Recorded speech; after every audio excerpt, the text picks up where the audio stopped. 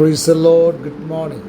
അനുഗ്രഹീതമേറിയ മനോഹരമായ ഈ പ്രഭാത വേളയ്ക്കായി കർത്താവിനെ സ്തുതിക്കുന്നു. ഒരു പ്രഭാതം കൂടെ ദൈവം നമുക്ക് അനുവദനീയമായി തന്നതിനെ ഓർത്ത് കർത്താവിനെ വാഴ്ത്തുകയാണ്. വിശേഷാൽ പ്രഭാത ചിന്തയ്ക്കായി വളരെ പ്രാർത്ഥനയോടെ ആവലോടെ ദൈവസന്നിധിയിൽ കാത്തിരിക്കുന്ന എൻ്റെ എല്ലാ മാന്യമിത്രങ്ങൾക്കും യേശുക്രിസ്തുവിൻ്റെ നാമത്തിലുള്ള പ്രഭാത വന്ദനത്തെ അറിയിച്ചുകൊണ്ട് വളരെ വേഗത്തിൽ ഈ പ്രഭാത ചിന്തയിലേക്ക് പ്രവേശിക്കുകയാണ്. നിങ്ങൾ എൻ്റെ ഫ്ലയർ നോക്കിയാൽ അറിയാം, ഓരോ ദിവസവും നമ്മൾ വ്യത്യസ്തമായ ഹെഡ്ലൈനോടുകൂടിയാണ് കടന്നു വരുന്നത്. അതുതന്നെ വളരെ പ്രാർത്ഥിച്ച് ദൈവസന്നിധിയിൽ എടുക്കുന്ന ഓരോ തീരുമാനത്തിൻ്റെ അടിസ്ഥാനത്തിലാണ് അങ്ങനെയുള്ള ചിന്താ വിഷയങ്ങൾ പ്രമേയമാക്കുന്നത്. അതുകൊണ്ട് തന്നെ ഈ പ്രഭാതത്തിൽ ദൈവത്തിൻ്റെ ആത്മാവ് നമുക്ക് തന്ന പ്രമേയം എന്ന് പറയുന്നത് വളരെ അനുഗ്രഹിക്കപ്പെട്ട ചിന്തനീയമായ ഒരു വിഷയമാണ്. ആ വിഷയം 53-ാം സങ്കീർത്തനം 6-ാമത്തെ വാക്യത്തിൽ രേഖപ്പെടുത്തിയിരിക്കുന്ന ഭാഗമാണ്. ആ വാക്യം ഇങ്ങനെയാണ്: സിയോനിൽ നിന്ന് ഇസ്രായേലിൻ്റെ രക്ഷ വന്നെങ്കിൽ ദൈവം തൻ്റെ ജനത്തിൻ്റെ സ്ഥിതി മാറ്റുമ്പോൾ യാക്കോബ് സന്തോഷിക്കുകയും ഇസ്രായേൽ ആനന്ദിക്കുകയും ചെയ്യും.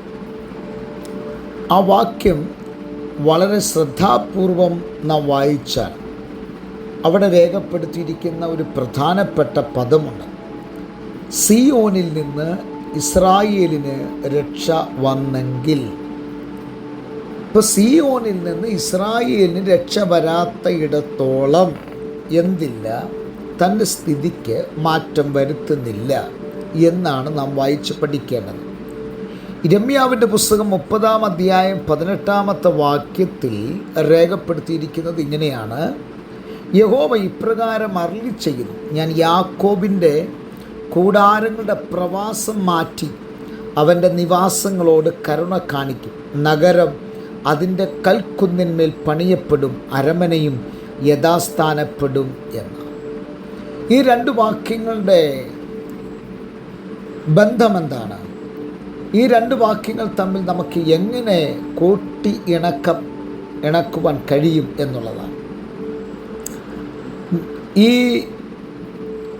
സങ്കീർത്തനത്തിൽ നമ്മൾ വായിച്ചത് സിയോനിൽ നിന്ന് ഇസ്രായേലിൻ്റെ രക്ഷ വന്നെങ്കിൽ. ഇപ്പം ഇസ്രായേലിന് വേണ്ടി ഒരു രക്ഷകനെ അവതരിപ്പിക്കുക എന്നുള്ളത് സർവശക്തനായ ദൈവത്തിൻ്റെ മാസ്റ്റർ പ്ലാൻ ആയിരുന്നു എന്ന് പറയുന്നതിൽ ആണ് എനിക്ക് ഏറ്റവും ഇഷ്ടം. കാരണം ഈ വാക്യം വായിക്കുമ്പോൾ അങ്ങനെയാണ് നമുക്ക് മനസ്സിലാക്കുവാൻ കഴിയുന്നത്. ഇപ്പം രക്ഷ വന്നെങ്കിൽ ആരാ ഈ രക്ഷ? അത് മറ്റാരുമല്ല, നമ്മുടെ വാഴ്ത്തപ്പെട്ട കർത്താവായ യേശു ക്രിസ്തുവാണ്. ഇപ്പം യേശു ക്രിസ്തുവിനെ നമ്മുടെ ജീവിതത്തിലേക്ക് അംഗീകരിക്കുമ്പോൾ ഉണ്ടാകുന്ന മാറ്റങ്ങൾ, ദൈവം തൻ്റെ ജനത്തിൻ്റെ സ്ഥിതിയെ മാറ്റുകയാണ്. അങ്ങനെ മാറ്റുമ്പോൾ എന്താ സംഭവിക്കുന്നത്? അങ്ങനെ ഉണ്ടാകുമ്പോൾ സംഭവിക്കുന്ന കാര്യം, യാക്കോബ് സന്തോഷിക്കുകയും ഇസ്രായേൽ ആനന്ദിക്കുകയും ചെയ്യുകയാണ്. അപ്പം നമുക്കൊരു സന്തോഷവും ആനന്ദവും ഉണ്ടാകണമെങ്കിൽ ഈ പ്രഭാതത്തിൽ പറയട്ടെ, വേറെ ഒരിടവും തേടിപ്പോകണ്ട. യേശു ക്രിസ്തുവിൻ്റെ പാദാന്തിയെ വന്നണയുവാൻ ഞാൻ നിങ്ങളെ പ്രബോധിപ്പിക്കുകയാണ്. അങ്ങനെ നാളിതുവരെയും നിങ്ങൾ ചെയ്തിട്ടില്ലെങ്കിൽ ഈ പ്രഭാതത്തിൽ യേശു ക്രിസ്തുവിൻ്റെ പാദാന്തിയെ ഒന്നടുത്തു വന്നേ. ആ പാതാര ബിന്ദുക്കളിൽ ഒന്ന് നിങ്ങളുടെ ജീവിതത്തെ സമർപ്പിച്ചാലുള്ള ഗുണം ഞാൻ മുൻപേ വായിച്ച വാക്യം ഒന്നും കൂടെ വായിക്കുന്നു. ഇരമ്യാവ് 30:18 യഹോവ ഇപ്രകാരം അരുളി ചെയ്യുന്നു, ഞാൻ യാക്കോബിൻ്റെ കൂടാരങ്ങളുടെ പ്രവാസം മാറ്റും. അതെ, ഇന്ന് നീ അനുഭവിക്കുന്ന പ്രവാസങ്ങൾ, അടിമത്തത്വം, ഇന്ന് നീ അനുഭവിക്കുന്ന വേദനകൾ, ഇന്ന് നീ അനുഭവിക്കുന്ന യാതനകൾ, അവയെ എടുത്തു മാറ്റിയിട്ട് ദൈവം നിന്നോട് കരുണ കാണിക്കുക മാത്രമല്ല, നിൻ്റെ പുരാതന ശൂന്യങ്ങളെ പണിത് നാളുകളായി പണിയപ്പെടാതെ മുടങ്ങിക്കിടക്കുന്ന പലതിൻ്റെ മേൽ ദൈവത്തിൻ്റെ കരം ഈ പ്രഭാതത്തിൽ ചലിക്കുമെന്ന് പറഞ്ഞാൽ എത്ര പേർക്ക് എന്നോടുകൂടെ ആമേൻ പറയുവാൻ കഴിയും? അതേ പ്രിയരെ, നിങ്ങളുടെ വിശ്വാസത്തിൻ്റെ ജീവിതത്തിൻ്റെ അകത്ത് ആടിയുലയപ്പെട്ടു പോയ പല സന്ദർഭങ്ങളുണ്ട്. നിങ്ങളുടെ സ്ഥിതി വഷളായി മോശമായി പോയ പല മേഖലകളുണ്ട്. ഇനി ഒരിക്കലും ഉയർന്നു വരുവാൻ കഴിയാത്ത നിലയിൽ നിങ്ങൾ നിരാശപ്പെട്ടു പോയ, താണുപോയ അനുഭവങ്ങളുണ്ട്.